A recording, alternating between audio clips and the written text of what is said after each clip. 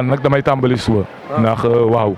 na man moom su ma toogoon ba ñëpp pare su ma jugee sax wax dëgg yàlla damay mëtal damay ëppale yow la fii nga dëkk si quartier bi xam nga Malick Samb nu mu mel ak quartier bi donc c'est un mariage boo xam ne qui ne verra jamais de divorce loolu yàllaa ko dogal yàllaa def quartier bi ma nekk seen biir xol aw ma lu ma leen jox waaye am naa jàmm ak ñoom te nit ñi boo amee ñoom jàmm ba pare yéene leen dañ xam ne fa nga leen di jëmale fu baax lay doon te wax dëgg yàlla d'ici 5 mois incha allah rabi Khalifa Sall sera le président de la République du Sénégal. voilà. dañuy gisee ak yow te duñu wax li nga xam moo jëm ci wàllu parrainage yi fan la Khalifa toll parce que démb loon ouverture yi fan ngeen toll yéen. waaw ñun départ nañu. xam nga bu ñu neexoon ñu ne am nañ ay député yu mën a parrainer. waaye dañoo nam ma askan wi faaw ñu dem saafonte ak ñoom te ñu ne rusuñu dugg fenn nag ndax ñu ngi fi 2009 ba léegi seq ak Dakar waaye lu nekk sa Sénégalais yi lu nekk donc nag fu ñu dem nag ma xool depuis 3 jours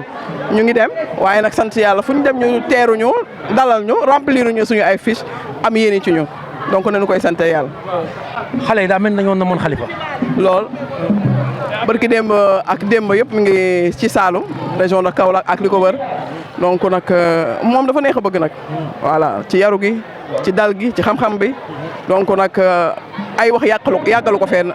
voilà moom jëf daal moo ko gënal lu mu bëgg moo tax ku yem njabooto ci moom rek da ngay néewal say kàddu di jëf lu bari. Khalifa daa am lu doon wax naan ku ma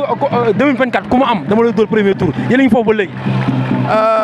xam nga li ma neex ci moom la nekkoon ci moom moo tax mu indi tey slogan am ne mottali yéene ndax fa ñu ko arrêté woon même yóbbu ko teg ko loxo fa la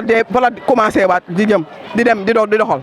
voilà te ba ñu yegg ca incha allah. bu yàlla tasul yaakaar loolu la ñu gëm si loolu la ñuy dox parce que ñu ngi koy doxee parce que nag aussi il est un homme d'État un homme qui a l'expérience de 40 ans de pouvoir donc régler fi sax ay problème mu dëkk nekk fa consultant tey réew mi boo fi tegee profil boo mën teg amul y a pas meilleur profil que Khalifa Ababacar Sall pour diriger la destinée des Sénégalais. avec le problème de Barthélémy Dias ak Sonko est-ce que du yaakaaroon dina xaw a wàññi sa tuuti seen taux bi nga xam ne moom ngeen yaakaaroon que ni 2024 fa ngeen waroon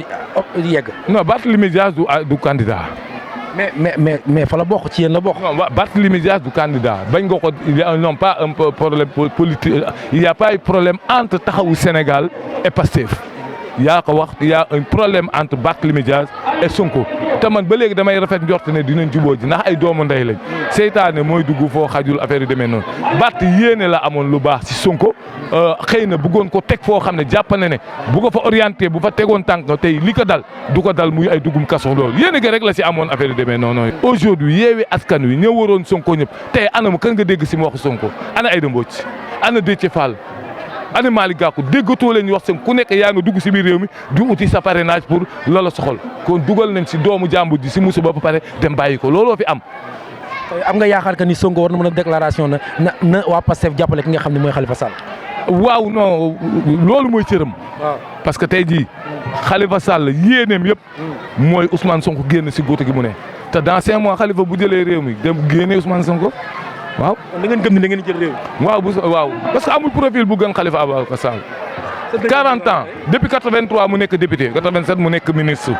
nekk responsable jeunesse socialiste nationale ku ne Khalifa Sall Dakar la yem da nga ko xamul Khalifa daa wër Sénégal ba tàyyi moi j'étais parti du parti socialiste biir Sénégal biir Médina parti socialiste boobu nekk biir Médina moo gagné élection législative yi passé biir Médina en collaboration avec le parti socialiste et ñëpp xam nañ ne la Médina bastion socialiste la tey jii kan moo gagné élection législative yi écart de voix bi gën a tuuti bureau bi gën a ndaw écart de voix 50 voix la kon kuy borom ñuy borom Médina ña doon gagné feneen ñu ñoo leen doon gagné la bañ fa génnee ñu ñoo leen gagné kon mbir mi war nga mën a situer ñan la ñoo mën ñoo ëpp doole.